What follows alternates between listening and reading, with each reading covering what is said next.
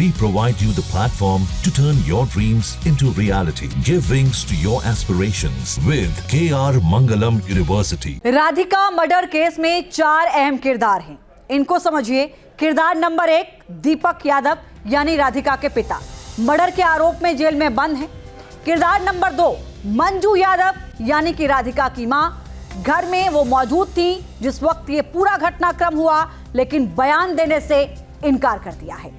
किरदार नंबर 3 कुलदीप यादव राधिका के चाचा है।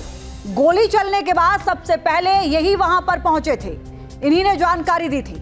किरदार नंबर 4 ईमान उल हक राधिका का वो को एक्टर, मेरा कोई लेना देना नहीं, वो ये कह रहा है कि सिर्फ हमने शूट किया था एक सॉन्ग, उसके अलावा मेरा कोई पर्सनल लेना देना नहीं है राधिका से।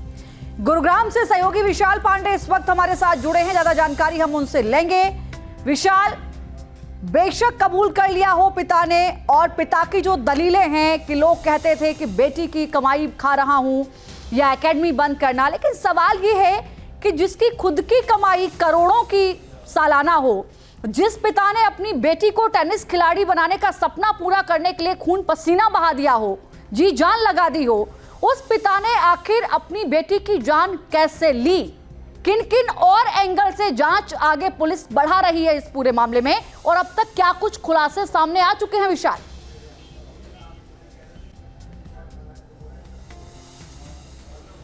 बिल्कुल, देखिए यही एंगल है जिससे कहीं ना कहीं सवाल जो है वो कई सवाल खड़े हो रहे हैं और शक का घेरा जो है, दायरा जो है वो लगातार बढ़ता हुआ नजर आ रहा है।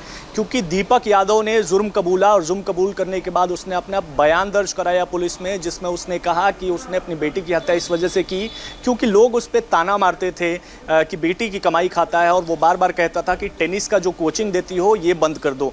लेकिन दूसरा पहलू ये है, जब हमने ग्राउंड पे इन्वेस्टिगेट किया, जब जांच पड़ताल की, तो हर जगह से साफ उल्टा जो है वो रिएक्शन नज़र आया। चाहे हम वजीराबाद गांव की बात कर ले, जहां पर उसके आस पड़ोस के लोगों का कहना है कि बिल्कुल ऐसा नहीं है, बहुत ही अमीर जो है वो ये लोग हैं, पैसे की कोई दिक्कत नहीं थी। दूसरा ये कि जब हमने उसके स्टूडेंट से बात किया तो उसने भी कहा कि बाप और बेटी के बीच में जो रिश्ता था वो काबिले तारीफ था, बहुत ही एक दूसरे को प्यार करते थे, एक दूसरे को सपोर्ट करते थे।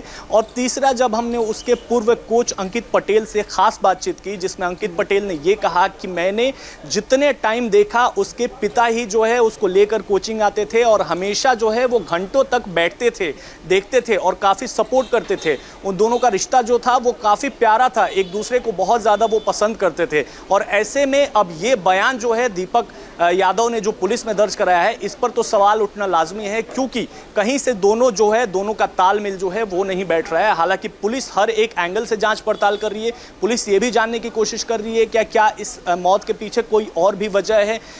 दीपक यादव से लगातार पुलिस जो है वो इन्वेस्टिगेट कर रही है। आपको बताएं कि आज दीपक यादव की जो पुलिस कस्टडी है वो समाप्त हो जाएगी, जिसके बाद उसको कोर्ट में पेश किया जाएगा, और अगर जरूरत पड़ी गुड़गांव पुलिस को तो रिमांड जो है वो और गुड़गांव पुलिस मांगेगी इन्वेस्टिगेशन के हिसाब से। लेकिन लगभग 2 बजे के आसपास उसको कोर्ट में पेश करके गुड़गांव पुलिस जो है वो आगे की जांच पड़ताल तय करेगी, और अगर जांच पूरी हो गई हो, ऐसा गुड़गांव पुलिस को लगेगा, तो उसको फिर जुडिशियल कस्टडी यानी जेल जो है वो बिल्कुल विशाल, इस मामले में जो भी अपडेट आएगा हम आगे आपसे लेंगे। फिलहाल बहुत धन्यवाद आपका इस पूरे मामले पर विस्तार से जानकारी देने के लिए। जहां भक्ति है हर शब्द में, कथाओं में छुपे हैं दिव्य रहस्य, और ज्योतिष देता है जीवन को दिशा। धर्म से जुड़ी हर बातों को जानने के लिए हमारे चैनल स्तुति को सब्सक्राइब करें।